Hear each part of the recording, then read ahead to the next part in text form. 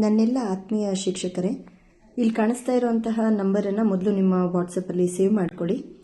ಆ ನಂಬರ್ಗೆ ಹಾಯ್ ಅಂತ ನೀವು ಕಳಿಸಿದಾಗ ನಿಮಗೆ 3 ಆಪ್ಷನ್ಸ್ ಕಾಣುತ್ತೆ. ಅದರಲ್ಲಿ ಗೆಟ್ ಸರ್ವೆ ಸ್ಟೇಟಸನ್ನು ನೀವು ಕ್ಲಿಕ್ ಮಾಡಿದ್ರೆ ಅಲ್ಲಿ ಮತ್ತೆ 3 ಆಪ್ಷನ್ಸ್ ಓಪನ್ ಆಗುತ್ತೆ. UHID, application ID, ration card ಅಂತ ಹೇಳಿ. ಅದರಲ್ಲಿ ನಿಮ್ಮ ಹತ್ರ UHID ನಂಬರ್ ಇದ್ದರೆ ಅದನ್ನು ಕ್ಲಿಕ್ ಮಾಡ್ಕೊಳ್ಳಿ. ಇಲ್ಲಾಂದರೆ ಅಪ್ಲಿಕೇಶನ್ ID, ಅದೂ ಇಲ್ಲ ಅಂದರೆ ಅಟ್ಲೀಸ್ಟ್ ರೇಷನ್ ಕಾರ್ಡ್ ಏನಾದರೂ ಇದ್ದರೆ ಅದನ್ನು ಬೇಕಾದರೂ ನೀವು ಕ್ಲಿಕ್ ಮಾಡಿಕೊಂಡು ಮುಂದುವರಿಬೋದು. ಸೊ ನನ್ನ ಹತ್ರ UHID ಇದೆ, ಅದನ್ನು ಹಾಕ್ತೀನಿ. ಆ UHID ಅಂತ ಕ್ಲಿಕ್ ಮಾಡಿದಾಗ ಎಂಟರ್ ಮಾಡಿ ಅಂತ ಕೇಳುತ್ತೆ. ಸೊ ನಿಮ್ಮ ಹತ್ರ ಇರುವಂಥ UHID, ನೀವೇನು ಸರ್ವೆ ಮಾಡಿರ್ತೀರಾ ಆ UHIDಯನ್ನು ಟೈಪ್ ಮಾಡ್ಕೊಳ್ಳಿ. ಸೊ ನಾನೊಂದು ಎಕ್ಸಾಂಪಲ್ ಆಗಿ ಒಂದು UHIDಯನ್ನು ಟೈಪ್ ಮಾಡ್ತಾ ಇದ್ದೀನಿ. ಸೊ ಅದನ್ನು ಸೆಂಡ್ ಮಾಡಿ.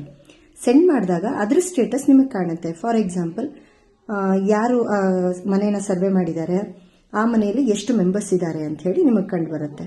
ಅದರ ನಂತರ ಇನ್ ಕೇಸ್ ನಿಮ್ಮ ಹತ್ರ UHID ಇಲ್ಲ ಅಂದರೆ ಅಪ್ಲಿಕೇಶನ್ ಐಡಿಯನ್ನು ಹೇಗೆ ಹಾಕಿ ತೊಗೋಬೋದು ಅನ್ನೋದನ್ನು ಇಲ್ಲಿ ತೋರಿಸ್ತಾ ಇದ್ದೀನಿ. So get survey as usual ಆಗಲೇ ಏನು ಮಾಡಿದ್ರು ಹಾಗೆ ಮಾಡ್ಕೊಳ್ಳೋದು.